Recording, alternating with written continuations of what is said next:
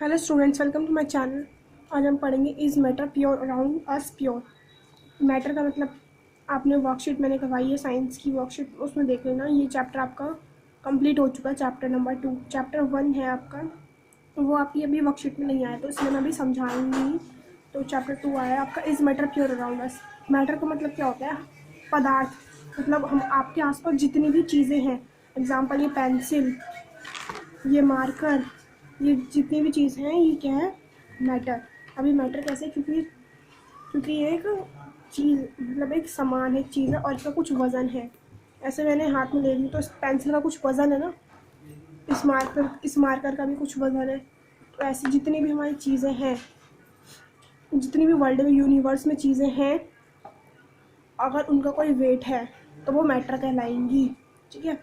Around us तो क्या हमारे आसपास के पदार्थ तो शुद्ध हैं? तो आज हम ये पढ़ेंगे। चैप्टर नंबर 2 है साइंस का।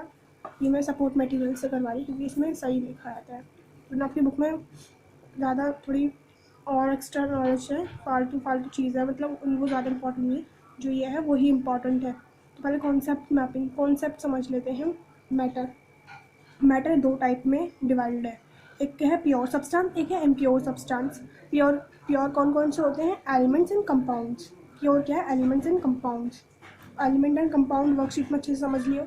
अगर जिसने नहीं समझा तो मैं आपको लिंक डिस्क्रिप्शन में दे दूँगी साइंस की वर्कशीट की, आप समझ लेना वहाँ से। ओके। तो एलिमेंट्स, यहाँ पे भी हम आगे भी पढ़ेंगे एलिमेंट के बारे में, पर यहाँ पे एक बार जान लो एलिमेंट क्या होते हैं। एलिमेंट क्या होते हैं? Represented by symbols. एलिमेंट्स जो है सिंबल से रिप्रेजेंट की होते हैं। जैसे हाइड्रोजन है, हाइड्रोजन का सिंबल H होता है। मैग्नीशियम का Mg। तो ये क्या है? हमारे एलिमेंट्स हैं जो कि सिंबल से डिनोट किए जाते हैं। Okay. Can not be broken into simpler substances. अगर एक हाइड्रोजन है तो बताओ कि हाइड्रोजन टूटेगा क्या? अगर वो टूटेगा तो वो हाइड्रोजन ही बनेगा, ऐसा ये टूट नहीं सकता। एक हाइड्रोजन को आप नहीं तोड़ सकते, तो वो क्या है? एलिमेंट। और इसके एग्जांपल क्या है? Copper, sodium. कॉपर को हम सी लिख सकते हैं।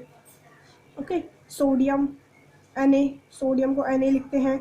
सिल्वर को Ag सिल्वर को। ऑक्सीजन को O लिखते हैं, हाइड्रोजन को H। तो ये सारे सिंबल्स हैं। ओके। तो फिर कंपाउंड क्या है? Fixed composition. कंपाउंड जो होते हैं फिक्स्ड होते हैं और can be broken down into constituents. ये ब्रोकन डाउन हो सकते हैं, मतलब टूट सकते हैं सिंपल। जैसे H2O वाटर, तो इसमें H2 और O टूट सकते हैं। ठीक है, इनको हम तोड़ सकते हैं।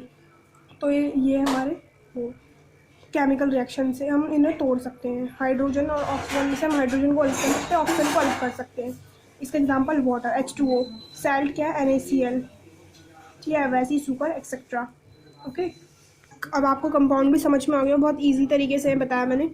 जो कंपाउंड होते हैं एलिमेंट से मिलकर ही बने होते हैं कंपाउंड, क्योंकि हाइड्रोजन एक एलिमेंट है, ऑक्सीजन एक एलिमेंट है। तो ये किससे बने हुए होते हैं? एलिमेंट से मिलकर बने हुए होते हैं, और इनको हम तोड़ सकते हैं दो टुकड़ों में। फिर इम्प्योर में देखते हैं। इम्प्योर क्या? ये तो प्योर है। अगर आपसे कोई पूछता है ना कि व्हाट इज प्योर सब्सटेंस, तो pure substance consist of element and compound. Pure substance में एलिमेंट और कंपाउंड दोनों ही आते हैं। फिर इम्प्योर सब्सटेंस क्या? इम्प्योर में आते हैं होमोजीनियस और हेट्रोजीनियस, दोनों ही मिक्सचर है। यहाँ पे लिखा है मिक्सचर। मिक्सचर क्या होते हैं? अब एक होमोजीनियस और एक हेट्रोजीनियस। मिक्सचर तो वो होता है सिंपली हम मिक्स कर देते हैं किसी भी दो चीज़ों को। जैसे आप शुगर में, वाटर में शुगर ऐड करते हो तो वो आपका मिक्सचर हो गया। सॉल्यूशन कहते हैं जिसे हम। ठीक है। तो ट्रू सॉल्यूशन इसकी कंपोजिशन कैसे होती है? यूनिफॉर्म। आप देखोगे जब आप ग्लास में चीनी डालते हो तो चीनी को अच्छे से मिक्स कर देते हो, क्या आपको चीनी के पार्टिकल्स अलग अलग दिखते हैं? नहीं, वो पूरी तरीके से घुल जाते हैं, पूरी तरीके से मिक्स हो जाते हैं, इसलिए हम उन्हें नहीं देख सकते अपनी नेक्ड आइज से। एग्जाम्पल शुगर एंड वाटर डालोगे, और अल्कोहल भी वही होती है, होमोजीनियस सॉल्यूशन। ओके। मैं इसका आपको एक्सपेरिमेंट भी करके दिखाऊंगी, होमोजीनियस और हेट्रोजीनियस का। ओके। हेट्रोजीनियस मिक्सचर क्या होता है? और हेट्रोजीनियस है कोलॉइडल सॉल्यूशन, ये कोलॉइडल होता है इनकी। और सस्पेंशन में तो कोलॉइडल यानी कि मिल्क में आपने वाटर डाल दिया तो वो आपको कोलॉइडल सॉल्यूशन हो गया। और सस्पेंशन क्या होता है कि आपने पानी में मिट्टी डाल दी तो उसके जो पार्टिकल्स होते हैं मिट्टी के, वो थोड़ी देर नीचे जम जाते हैं। ओके। और जो सैंड एंड शुगर, मिट्टी और शुगर को पानी में डाल दो, ऑयल एंड मिल्क, तो ये हमारे यहाँ हेट्रोजीनियस। तो अभी हम फिलहाल इनको समझ लेते हैं। होमोजीनियस और हेट्रोजीनियस को समझ लिया, एलिमेंट कंपाउंड समझ लिया। अब ये आपने होमोजीनियस और हेट्रोजीनियस समझ लिया। और मिक्सचर का ही टाइप है सॉल्यूशन। तो सॉल्यूशन में क्या होता है, सॉल्यूट प्लस सॉल्वेंट होता है। इसे हम डिटेल में पढ़ेंगे, तो मैं एक बार आपको कॉन्सेप्ट मैपिंग बता देती हूँ। सॉल्यूट प्लस सॉल्वेंट, सॉल्यूट और सॉल्वेंट को मिलाकर हमारा सॉल्यूशन बनता है। तो कितने तरीके के होते हैं, अनसैचुरेटेड, सैचुरेटेड, सुपर सैचुरेटेड। ये तीनों ही आपके एग्जाम में आएंगे डिफाइन करने के लिए, प्लस एग्जाम्पल, तो इनको भी अच्छे से समझेंगे। सेपरेशन के मेथड्स क्या है, evaporation, सेंट्रिफ्यूगेशन, by separating funnel, sublimation, chromatography, distillation, crystallization, filtration, magnetic separation, winnowing, threshing। ये आपकी इस बुक में नहीं है, ये सिर्फ ऐसे रिकॉल करने के लिए, आपको ध्यान दिलाने के लिए, वरना ये आपकी बुक में नहीं है। फिर एलिमेंट में क्या क्या आते हैं आपके, मेटल, मेटलाइट और नॉन मेटल। अभी हमने एलिमेंट पढ़ा था ना कि एलिमेंट क्या होते हैं, तो एलिमेंट 3 तरीके के होते हैं। मेटल की प्रॉपर्टी क्या होती है, malleable, ductile, good conductor of heat, electricity, example copper, silver, gold और सोडियम। तो मैलिएबल का मतलब क्या होता है कि एक मेटल है, उसे हम शीट में कन्वर्ट कर सकते हैं, ऐसे जैसे कुछ ऐसे मेटल है, उसे हम एक शीट में कन्वर्ट कर सकते हैं। डक्टाइल यानी कि उसे हम पतली वायर में कन्वर्ट कर सकते हैं।